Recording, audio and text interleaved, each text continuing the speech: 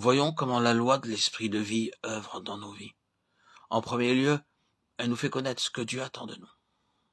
Aucun véritable enfant de Dieu ne peut dire qu'il ignore sa volonté, car la loi de l'esprit de vie, dans le tréfonds de notre être, nous instruit continuellement.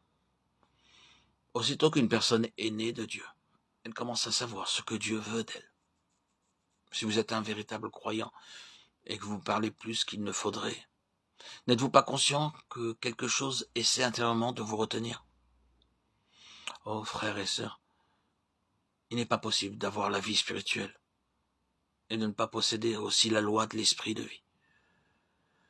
Si vous possédez la vie de Dieu et que vous avez besoin de connaître la volonté de Dieu, soyez assurés que cette connaissance vous sera accordée, non seulement pour les grandes choses, mais aussi pour les plus petites choses. Si seulement nous prenions garde à ce que nous enregistrons intérieurement, nous deviendrions spirituellement sensibles et nous serions instruits à l'égard d'un nombre incalculable de choses concernant notre conduite de chaque jour.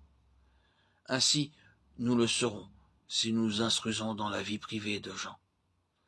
Nous saurons lorsque nos paroles seront bruyantes, nous saurons si notre rire est déplacé, nous saurons si nos remarques ont un arrière-plan impur. Or, la loi de l'esprit de vie en Jésus-Christ nous enseignera les moindres détails de notre conduite. Une personne peut avoir reçu très peu d'éducation, mais si cette même personne reçoit la vie de Christ et se soumet à la loi de l'esprit de vie, sa conduite sera une manifestation toujours grandissante de Christ.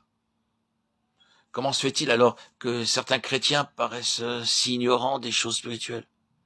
Ce n'est pas parce qu'ils n'ont pas la loi de l'esprit de vie, mais parce qu'ils ne sont pas soumis à la loi de l'esprit de vie qui est en eux. L'opération de cette nouvelle loi nous délivre de l'ignorance des choses de Dieu.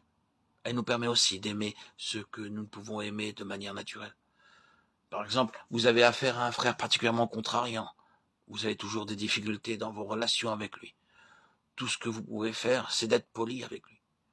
Mais vous savez parfaitement bien que cela n'est pas suffisant. Alors, vous faites des efforts pour vous conformer aux standards chrétiens.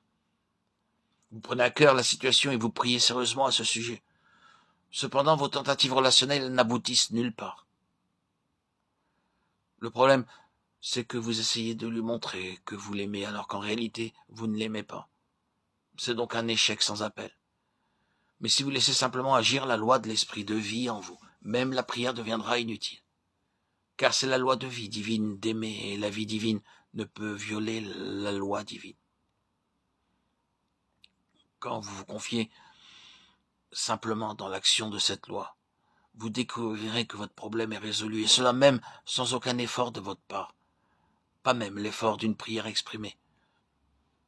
La plus merveilleuse des choses, ce sera que lorsque vous parlerez avec ce frère, vous l'aimerez tout simplement. Quand la loi de l'esprit de vie opère, nous agissons spontanément et souvent même